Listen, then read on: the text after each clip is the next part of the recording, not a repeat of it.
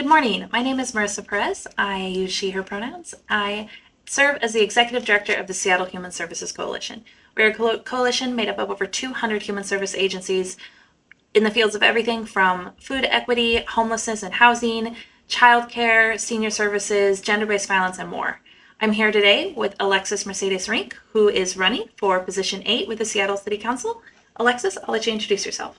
Hi, everybody. My name is Alexis Mercedes Rinck. I am a renter and somebody who goes to work on our buses. I went from waiting tables next to the Space Needle to working on policy at the UW Tower, and now I'm running for Seattle City Council to fight for a city that works for all of us and not just the ultra-wealthy few. And in my working community, I've built a reputation for bringing people together around solutions and making them happen. Since getting my master's degree at the UW, I've worked across 39 cities and with over 100 different organizations on the housing and health of our communities. And most recently, I went back to the UW and was working in the budgeting office. And I was brought to this work because of my own upbringing. I'm very proudly raised by my grandparents. That's due to the fact that I was born to teenagers who had been caught in cycles of gang violence, substance use disorder, homelessness, and prison. If it wasn't for my grandparents, I would have gone to the foster care system, but I got a chance to grow up in a resourced community. I got the tools I needed to heal. I'm here today because of good public schools with teachers that saw me and intervened and supported me, and afternoons at the Boys and Girls Club. So here today as a living testament to when we invest in young people, regardless of their beginnings, we can change generations. And my birth dad is alive today because of a transitional housing program. So we need to protect those investments. We need to invest in people again and our communities. And I'm in this race to make sure that we fight for working families across Seattle. Thanks, Alexis. I'm really glad to hear you say all of that, because the first thing that we're going to jump into is actually homelessness and housing. So our first question is, what do you believe are the root causes of the ongoing homelessness crisis? Root causes are deeply structural. We know that this community and communities across the U.S., we have a structure an economic structure that relies on, paying workers very little in a lot of cases. We also just are seeing the continued, history of racist policymaking locally in this community, and many different groups that have been just structurally and historically deprived of resources through the years. And we've failed to really stand up a robust social services network and system. That's not to denounce any of the work, because there has been tremendous work that's being done, but we haven't created a safety net that fully can catch everybody who is destabilized at a given moment or time. And this has continued to perpetuate and kind of is ultimately what has fueled our crisis. And I would be remiss if I didn't say that homelessness is a housing problem. Mm-hmm. We are in the midst of a housing crisis. We are all feeling it. I feel it as a renter. And I know I'm not alone in this at all. We're seeing it every day. And so, as housing costs have just ballooned, it's been harder to buy a house. People have been trapped in the rental market. The costs of our rental market have gone up incredibly high, and people are just continually priced out. And so locally, for many of our folks who are experiencing homelessness, when I've gone out and talked to folks, most folks are local. They're from this community. They in many cases have been evicted for some reason or another, were priced out, maybe decided to start living in their car for a little bit to try and make enough for first and last. Mm-hmm. And then maybe their car got towed, or they got an injury while they were in that car, and it was almost like a snowball effect into mm-hmm. destabilization. Mm-hmm. And so how we've gotten here are deeply structural things. And of course, the housing crisis is fueling a lot of this that we've been seeing in recent years. Absolutely. Seattle has a growing narrative that people experiencing homelessness and substance use disorders are a public safety threat. How will you advocate for vulnerable populations so they are not blamed for public safety concerns? Yeah, I often tell people that just from a statistical standpoint, that the person that the average Seattle person may be thinking about as a threat to them, somebody who's standing downtown in acute psychosis, they are much more likely to be a victim of a violent crime than the average Seattleite. Mm-hmm. We do see so much violence perpetuated against folks who are outside. who are in danger every day.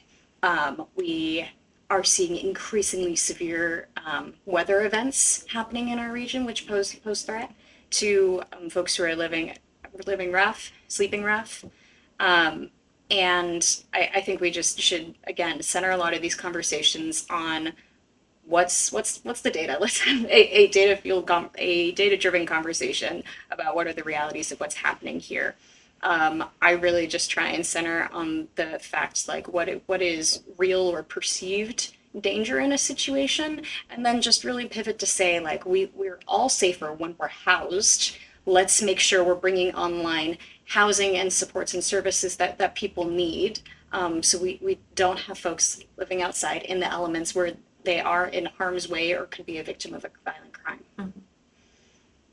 The proposed city budget for 2025 and 2026 significantly increased the levels of funding to the unified care teams. These teams are typically tasked with removing encampments and referring individuals to immediate emergency shelter. What is your policy strategy to reduce and prevent homelessness and increase affordable housing? And what do you see as the UCT's role in these strategies? Yeah, I think in a lot of ways, what we measure as success tends to dictate behaviors. And we know one of the key measures of success that UCT currently uses is around shelter referrals. And anybody working in this realm knows that a shelter referral doesn't mean somebody's getting housed or on a pathway to stabilization or support or anything of that kind of nature. And I think a unifying force right now for Seattle in this moment is we want to see people be housed. I have to hold that. We want to see our neighbors housed in healthy, safe homes. So what gets us there? And I think over the past couple of years, we've learned and seen success from models that work. And I want to cite two things here. The first being the state right-of-way initiative. So money from the state government. This focuses on clearing encampments through state right-of-ways. That was the original intent of this. And what we saw happen locally when we were able to receive those funds, we saw a partnership between WashDOT, between City of Seattle, KCRHA, PDA, to, instead of doing a model of a removal, this team worked on a model of resolution. So working over the course of weeks, identifying folks, building relationship, connecting, understanding what needs are, doing deep case management, and then actually offering a single room setting for people to go. And from doing evaluation of that program, a year after a resolution of an area, 73% of folks were still housed. So we're learning models that actually work. And I think we should be centering that. What are things that actually get folks inside and get them the care that they need? And again, meet our shared values of we want to see folks inside healthy and well. I think I'll just have it there saying, we should be looking at, funding more of those models, and making sure that, again, we're meeting our shared value of what's getting folks housed and taken care of and supported. Okay. Pivoting over to our older adults, our elders, and our seniors, what specific policies or initiatives do you plan to implement to address the growing needs of the senior population in Seattle? As we know, our population is not getting younger, they're getting older. And by 2023, we're going to have more seniors than children in the city of Seattle. Or, I'm sorry, 2030, not 2023. That was a couple years ago. 2030. We're going to supposedly have more seniors than children in the city. So what policies or initiatives, what specific things are you going to do to address their growing needs, particularly in areas of affordable housing, food equity, healthcare access, and transportation? I didn't know that. 2030? That was cited to me by an expert this morning. Fabulous. Okay, well, I learned something today. We might need a fact checker. CNN, where are you? I'm not surprised by that though. And here's why I'm not. We know the city's becoming increasingly unaffordable for younger people. I know of my generation. For working class people, it is really expensive and hard for you to raise a family here. So I'm not surprised that we're seeing an age shift. So I think we should be doing more to also talk about the affordability challenges. So again, we make this a place where people are able to raise their families here, and we have plenty of, balance of young people and kiddos growing up. But let's talk about our seniors. Kind of tying back to what we were just talking about homelessness. When I was working in the homelessness response system, we saw a spike in first-time unhoused seniors and elders who were experiencing first-time homeless seniors and elders. And we found that, and some of the things that we were able to discern was that for many of these seniors and elders, they were living with their kiddo or grandchild who was a frontline worker in the midst of the pandemic and had gotten COVID and passed away. So we were talking about, a reality where we're like many, a multi-generational household wherein these, the senior older person was depending on their kiddo for support, had that support evaporate after a death. And so like we could go into the tragic situation of all of that. And we have this reality, and I imagine continue to, of seniors not having the support that they really need, and knowing the complex care that is needed for a number of those folks in later stages of life. In my work working with like the Area Agency of Aging and working with some of the homeless service providers that work also with older populations, I've come to understand that our adult family home skilled nursing like network and system is woefully underfunded, and was hearing firsthand about folks who were having to, how long they were waiting on these wait lists and ultimately being referred out to another state into an adult family home. So like we're having a network challenge there around like how are we even being able to provide that kind of service and support, because the homelessness response system, and like our service providers don't always have all of the kind of like advanced medical care in their programs to meet the needs of older populations. So being able to make those investments on, on that end, and I'm excited to work with the Area Agency of Aging, which located within, City of Seattle. As I understand it, there's some cuts to some of the casework for that body of work in the mayor's proposed budget. I'm looking to dive in to see more about what the impacts of that will be on our ability to serve seniors and elders. But again, at the heart of this, we have to invest to make sure that all of our seniors are able to get the care that they need. That's at the heart of this, and making sure we have a real system that is able to deliver on exactly that, instead of having to refer folks to another state in order for them to get care that they need. Okay. What would you say are the characteristics of age-friendly communities, and what would the critical indicators of successful aging services be to you? Gosh, age-friendly communities. Okay, I mentioned at the top that I was raised by my grandparents. Because I had younger grandparents, I spent a lot of time with my great-grandma. My great-grandma, who refused to get her knee fixed, and so had her own mobility challenges. And so I think what's central to this is like, let's talk built environment for a second.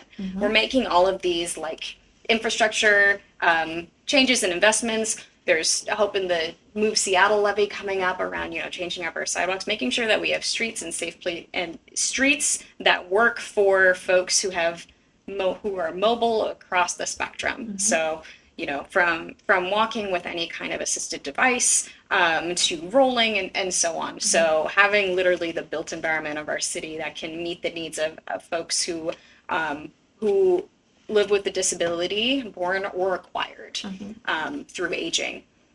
And then there's also the matter of, making sure that we have meaningful social connections and opportunities, and kind of to tie to some mobility pieces there. I know Sound Generations has, at least I hope they still have, like the bus program, so making sure, they're able to, have the resources they need to continue to pick up folks, take them to places for social connection. Actually studied gerontology in college.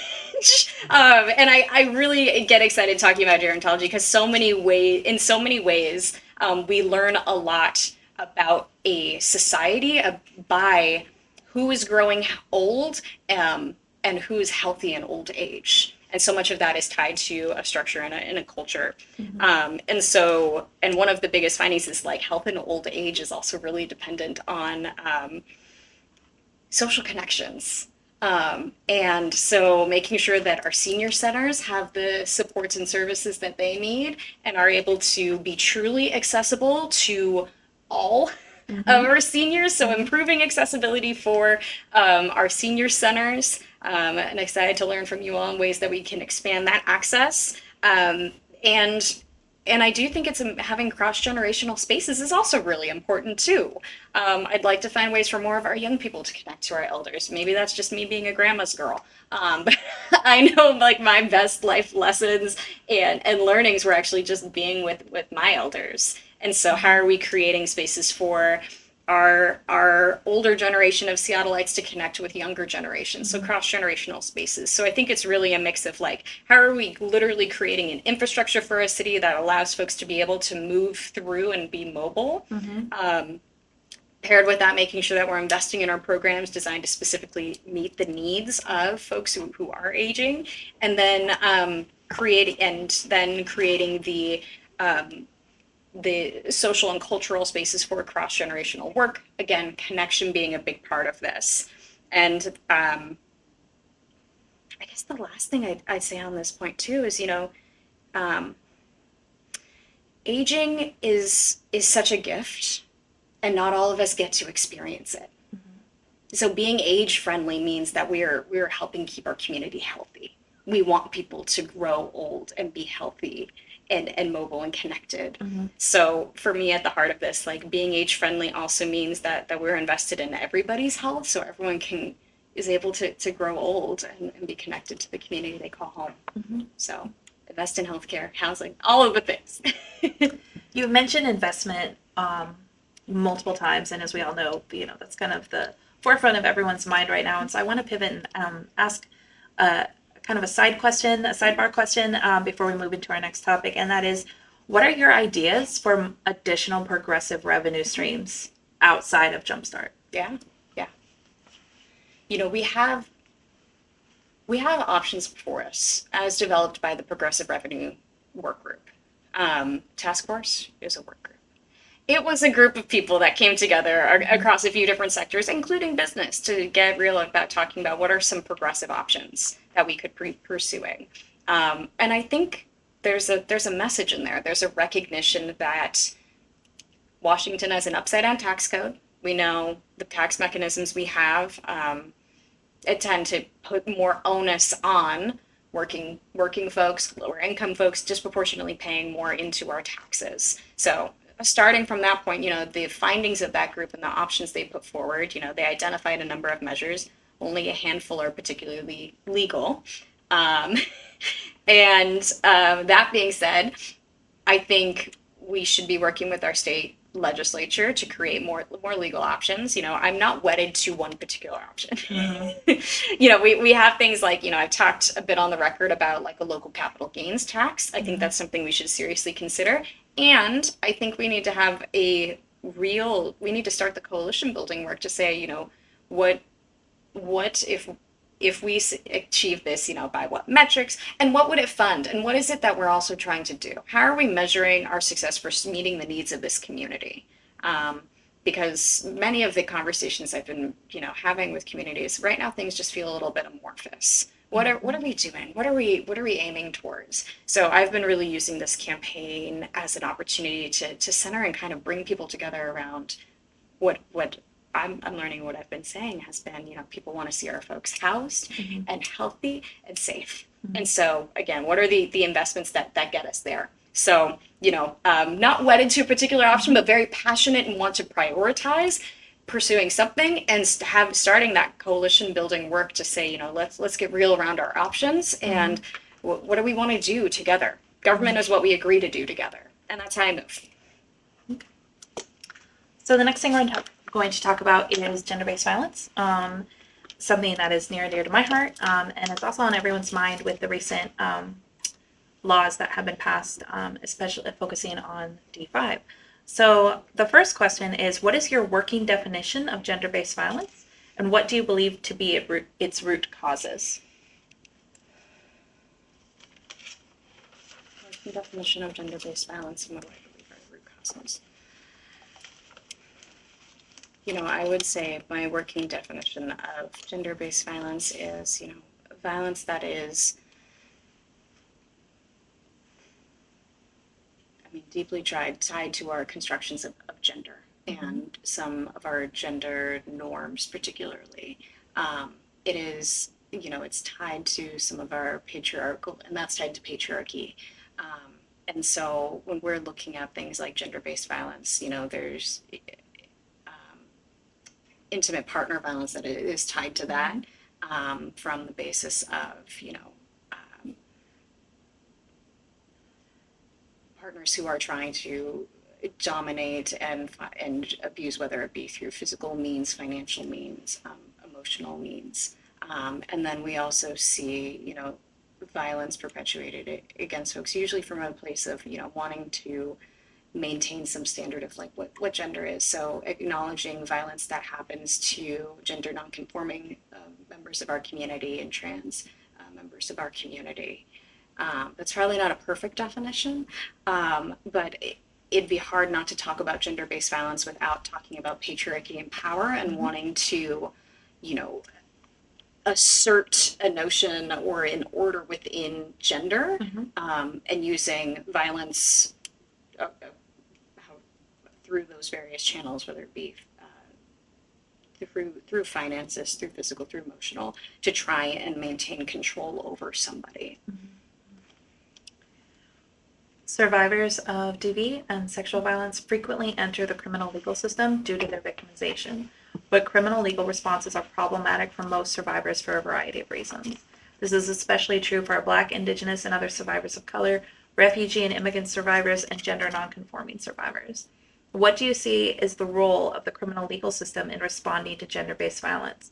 Do you know of any community-based alternatives to responding to violence, and how would you promote or support them? It's kind of a hefty question, so I'll split it up. I'm sorry. Okay. What do you see as the role of the criminal legal system in responding to gender-based violence? I think at the top, and if there's one thing I've learned, and especially in response to, some of the discussions we've been having locally related to the SOAP legislation, if there's one thing that I've been learning in this, is just how important it is to state that criminalization of folks who are engaged in sex work in particularly, but, we can expand and talk about, folks who are, actively fleeing or are survivors of sexual assault, further criminalization just makes folks more vulnerable in the process. I've heard about, for the challenges that survivors have faced in accessing our local legal services, and just the general lack of support that happens in the process. I think we need to have a real kind of conversation about what is it that we're trying to achieve with the legal system in support of survivors, rather than kind of enforcing our typical legal structure on them and saying like, well, you as a survivor have to just make it work within this existing system. It's almost taking a step back and saying like, what is it that we're trying to achieve? And centering survivors in the process.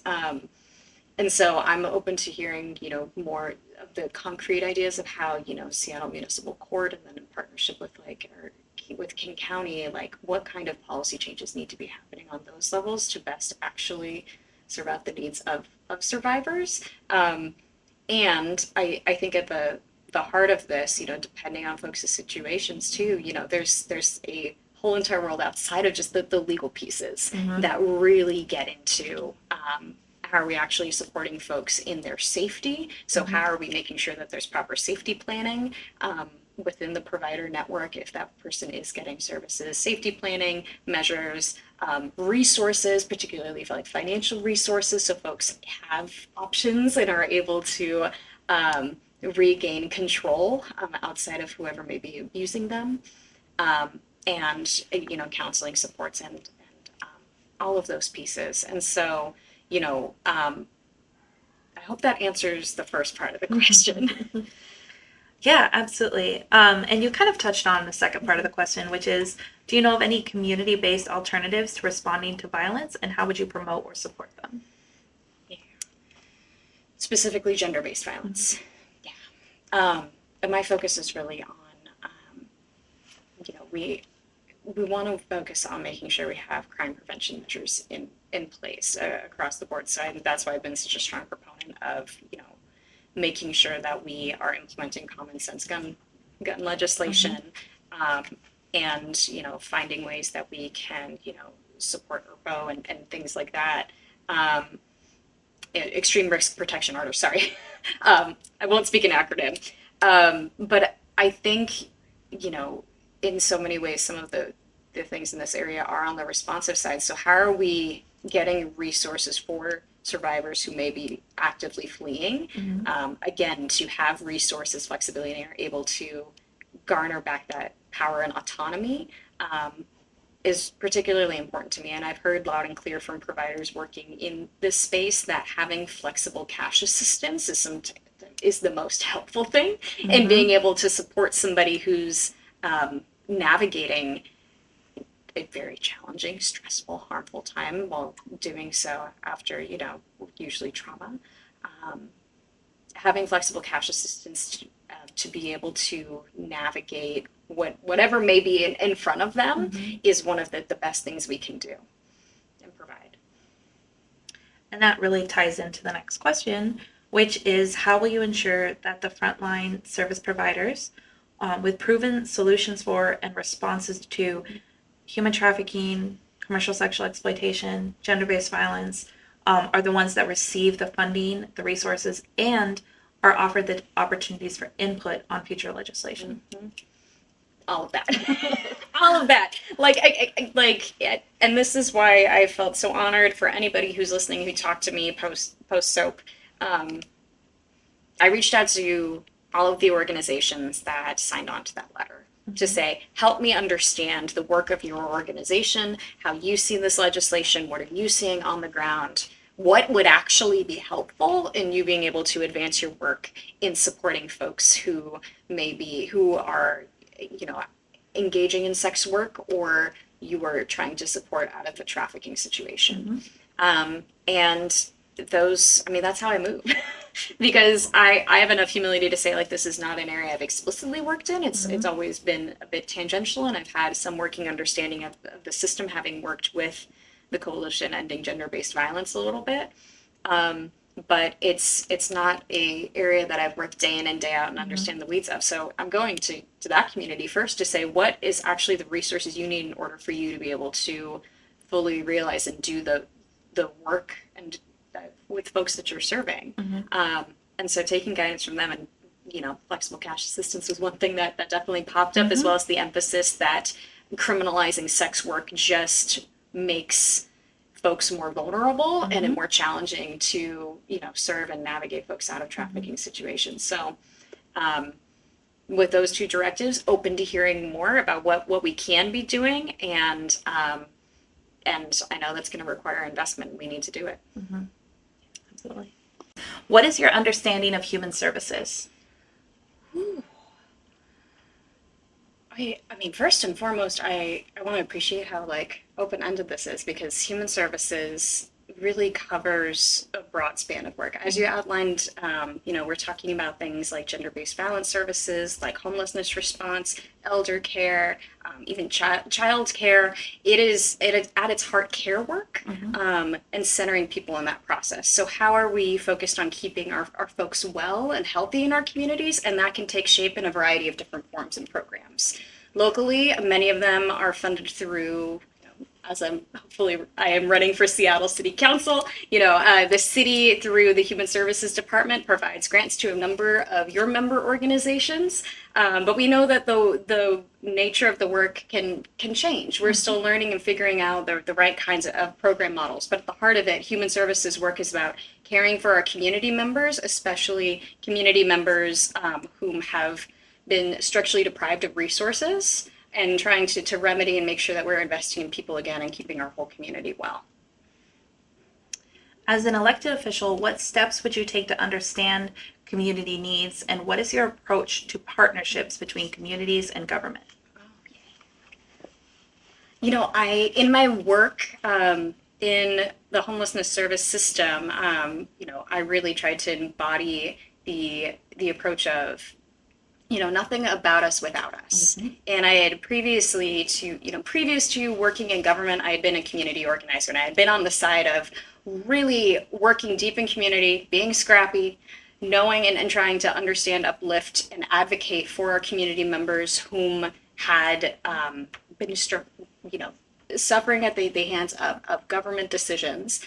And just having those experiences working in like the advocacy side of things brings a real spirit to the work that I did in government systems. So working on homelessness, I constantly was working to also center the voices of those most impacted, and also taking time to really understand what are frontline workers saying about the nature of the work.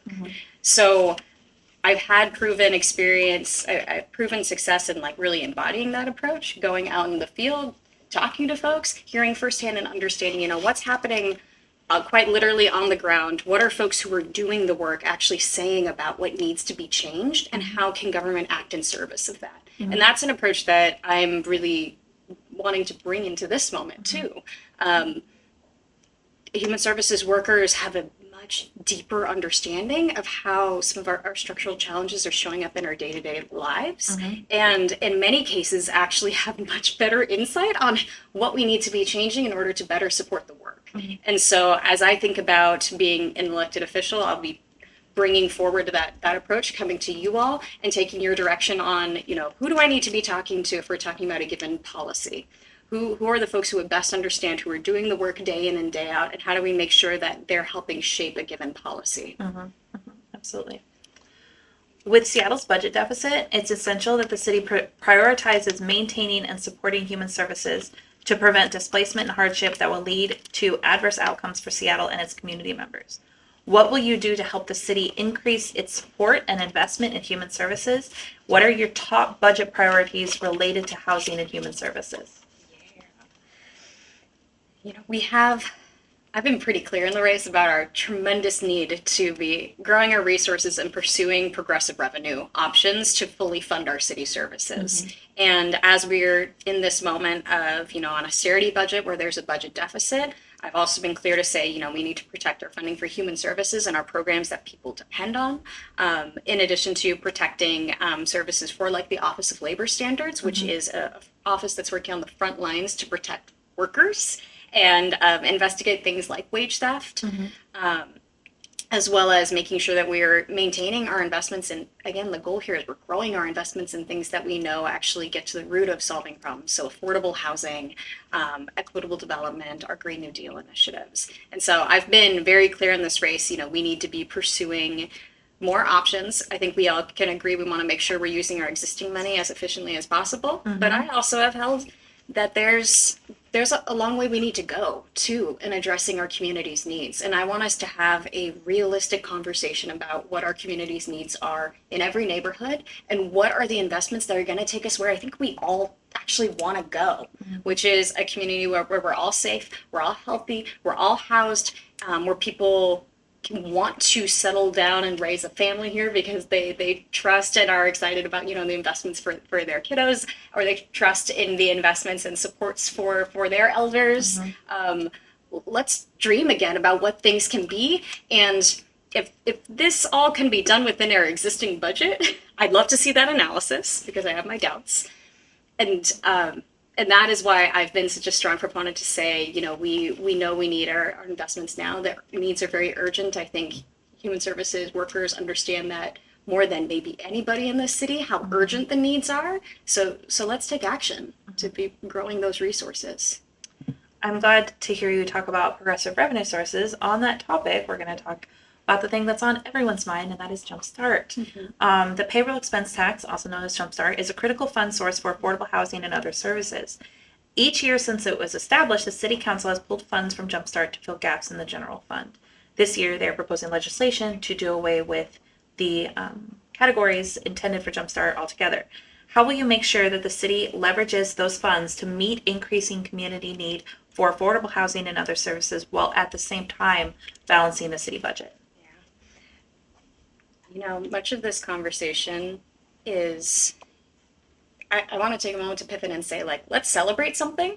Jumpstart's really delivering for the city. It is saving the day in some cases. And we know that it was passed for this really important purpose, things that we all know Seattleites support and want to be able to fully invest in. What would it look like to fully realize that investment instead of siphoning off to cover some of the deficit areas? I want to realize that investment. And I think we should recognize if there's other core city services that need to be funded, we should develop a separate kind of revenue source for that. And so I've been pretty clear to say, I want to make sure we're actually maintaining and fully realizing Jumpstart in the process. And I won't be voting on the upcoming budget. When we're coming up to subsequent budgets, I'm hopeful we can bring something online and willing to work in coalition and partnership to move the needle to be able to implement something. And regardless, in an upcoming budget, I want to make sure that we are shifting back and fully, again, realizing as much as possible the Jumpstart investments as its original intended purpose. So pivoting to wage equity, which you touched on a little bit earlier, a 2022 City of Seattle funded study conducted by the University of Washington School of Social Work found that King County human service workers are paid at least 37% less than workers with comparable skill sets in other industries. The 2024 budget includes a 2% wage equity increase fought for by community service providers. Will you support and prioritize funding for an additional 5% immediate increase in city-funded human service contracts to address systemic wage inequity? I'm glad you brought up that study. In my work on the 5-year plan, addressing wage equity in the homelessness response system was something I made sure was included in that plan. Specifically, actually just talking about the issue and kind of unveiling, what are the facts around wages in the sector, and how the wages in the sector also then impact our ability to fill roles and carry out work. And we see one of the results of that being underspend in agency budgets, not because they're not trying to use the monies, but rather they can't hire a person to do that role and spend down that budget. So this is why I think somebody with the experience that I bring to this moment is really important, because an underspend doesn't mean that, off the bat that we should just cut the program, but we should be asking, why are we underspending in a particular area? And for a reason like that, when we uncover and say, well, we're having wages where we can't actually retain somebody to fill that role and deploy a response, well, let's focus on fixing that. So in terms of fixing that, yes, I am supportive of making sure that we are increasing human service provider wages across the board. And I've also been working in the realm, again, referring to that 5-year plan. I think we can be doing work with all of our human service provider agencies across the boards to just talk about what structurally also needs to happen to make that shift in the sector. Make that shift so we are able to pay those wages. And are we also talking about, working across the board to kind of adopt and talk through what are kind of the broad standards, and how are we, again, moving together as a coalition and doing that kind of change management practice to talk about a structural change too within how the wage structures are happening at our agencies. Great, thank you. Yeah.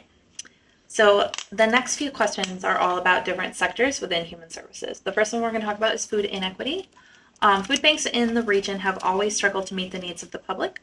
During this pandemic, there was an increase in resources to local food banks. As the pandemic has waned, the resources are also receding, yet the demand for food bank services remains.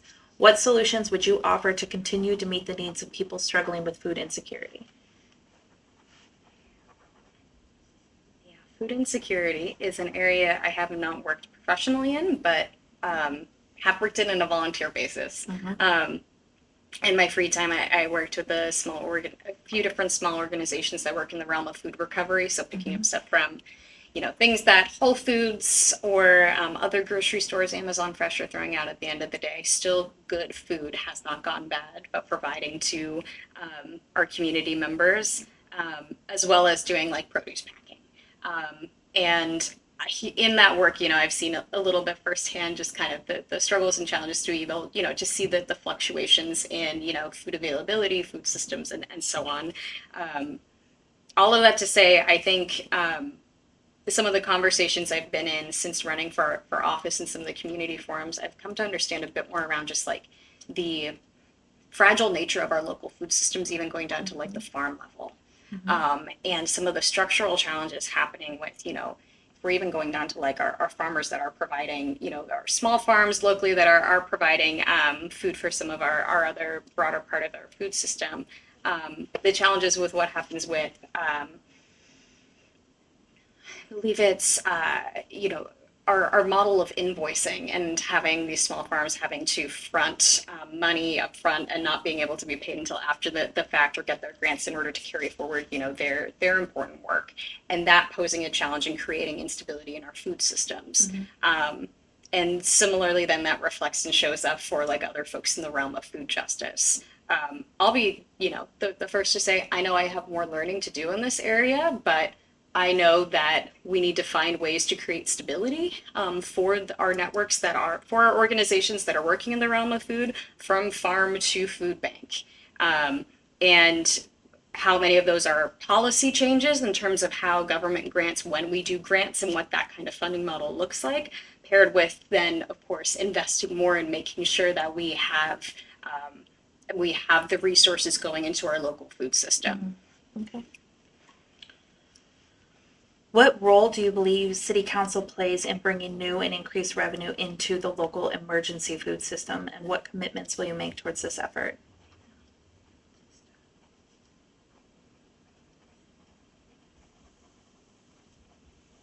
That's a great question.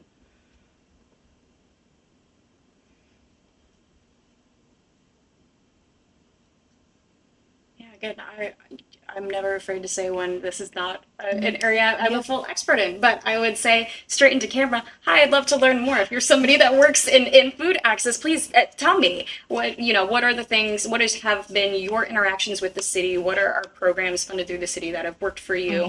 What is missing? I just would love to understand a little bit more too. Yeah, absolutely. Because I do think the city does have a role. And I know there are programs funded through the city, and we have some other kinds of like small farm programs that are funded through the city as well that provide local food. But I'm sure that there's plenty I don't fully know, and I'm eager to know more. Yeah, absolutely. There was the City of Seattle Food Action Plan, was just recently released, and that identifies some priority actions that the city is going to be taking. One of them is to strengthen meal program and food bank capacity to provide person-centered and culturally responsive services and food. Strategies listed in this plan support this action require increased financial investments. So I think that that's one area that we could really use some assistance in, is the increased investments. Really, so specifically because when we're talking about inflation adjustments and we're talking about inequity, especially in the food equity system, the cost that we are paying at the grocery store. So when we go and we struggle to fill our grocery cart, those food banks are trying to do the same exact thing from the same exact stores on a much broader level. And that, unfortunately, unlike restaurants and other food service industries, they're not able to pass on those costs to their customers. So while we can go and pay more for a steak dinner, a food bank can't charge their clients more because that goes against the nature of the food bank. And so how do we offset that investment when it comes to the cost of groceries? Similarly, we have what are called meal programs. Nonprofit meal programs are the front line of defense. They provide fully cooked and fully complete meals. Again, they provide nutrient-dense, culturally appropriate food to thousands of people, including our seniors and our unsheltered neighbors.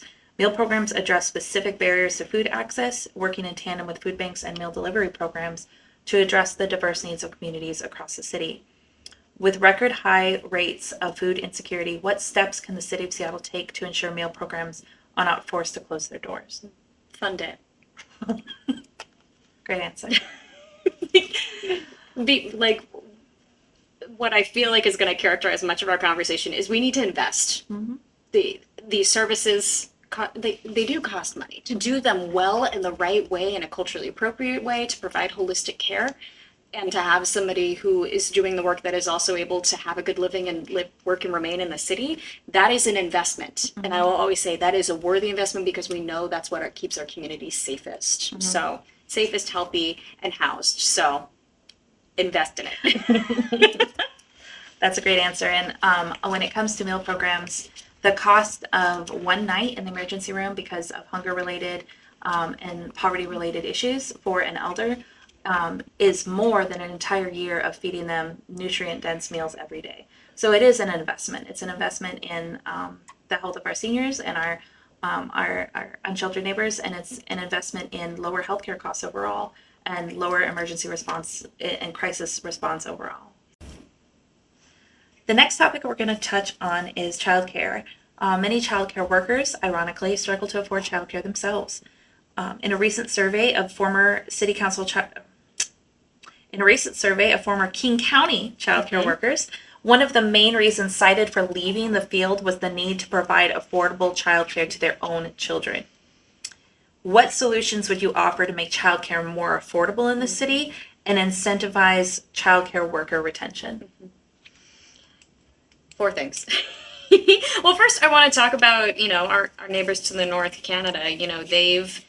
It changed the kind of field of childcare because they just have better paid family medical leave policies, that actually mean that families aren't being pushed into needing to pay for really expensive infant care, which we know is the most expensive form of childcare due to the need to have much lower ratios compared to older kiddos. So I think first and foremost, taking steps to see how do we expand paid family medical leave so people are also have the choice and option to be able to stay home and maybe don't have to go the route of paying for infant care if possible. It's a path that I think we should pursue in finding how are we able to really change just our overall policies for employees across public institutions and private institutions. Let's have extended paternity and maternity leave for folks.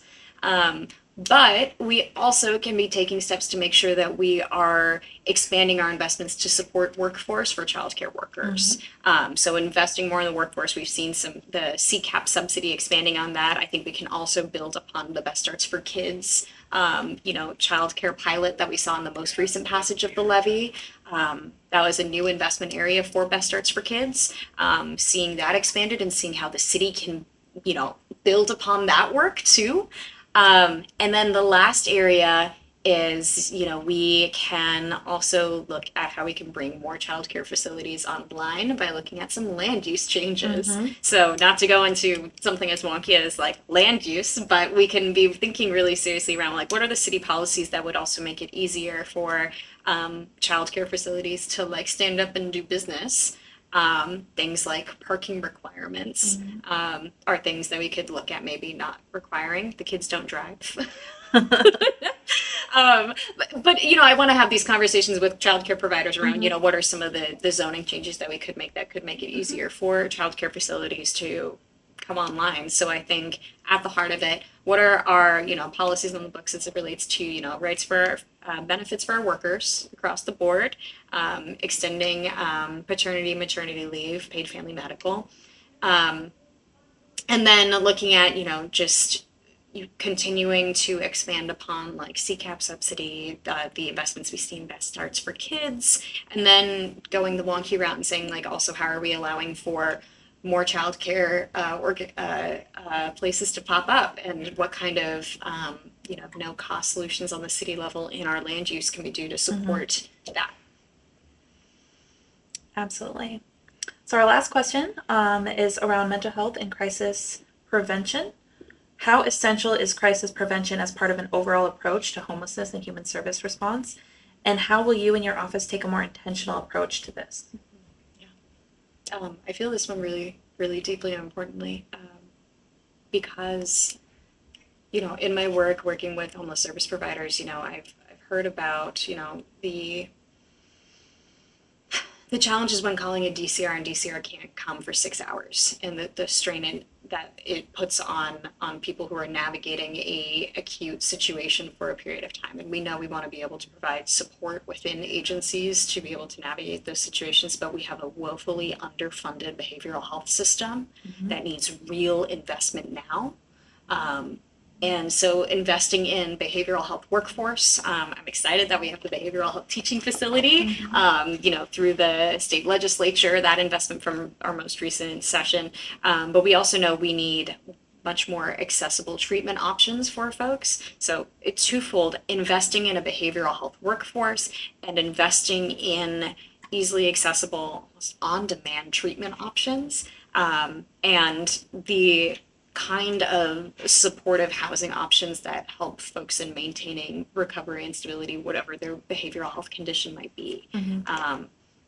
This is an area we need tremendous investment in. I think anybody working in the sector would agree. And for anyone out there who works in behavioral health, particularly, thank you for your work. Thank you all for your work. And a special thank you for our behavioral health workers too, because we know that we haven't invested in this area. If we look historically, we saw divestment in this area as a result of, the Reagan administration policies. I think that I think if we really unite around this, Seattle can lead the way in actually addressing behavioral health crises. I want us to have that spirit, because we know what we need to do. We need to come together and fund it. And I look to the expertise of folks who are doing behavioral health work on what are the other policy interventions we can be putting in place in order to better support the important work being done by our behavioral health providers.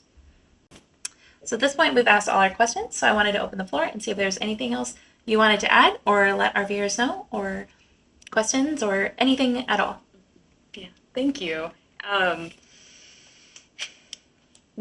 My campaign is also really focused on making sure that we're creating a city that works for everybody. And with the housing crisis, with just the rising costs and the affordability challenge broadly facing Seattle, we know that I imagine so many of your members, so many folks who are doing human services work may no longer live in the city of Seattle because they can't afford it, because they're not paid wages to be able to remain within this amazing city.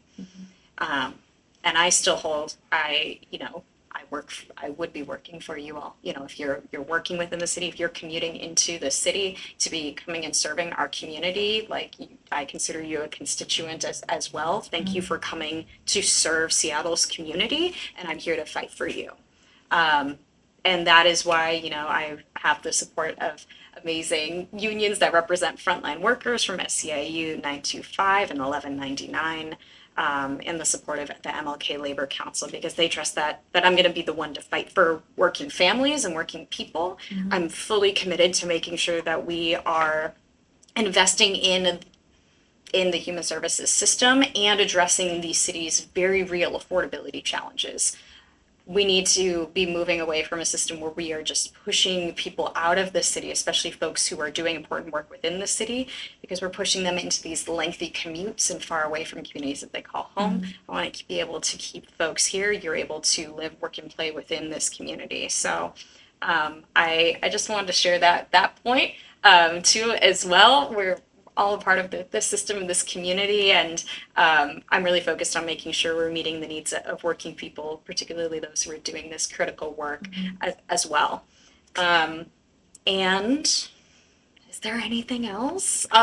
Please reach out with any additional questions. You can always reach me at alexis@alexisforseattle.com to send questions to me directly. Please check out my website, Alexis for Seattle. Send in your democracy vouchers if you're a Seattle resident. That is your money, so to speak. It is a coupon from the city that you can give to a candidate of choice. This is the only race you can actually use those in, and that is your right to use them as you would like. So I would encourage you to send those in to your candidate of choice. And on a final note, I hope everyone's taking care and you find something that gives you joy.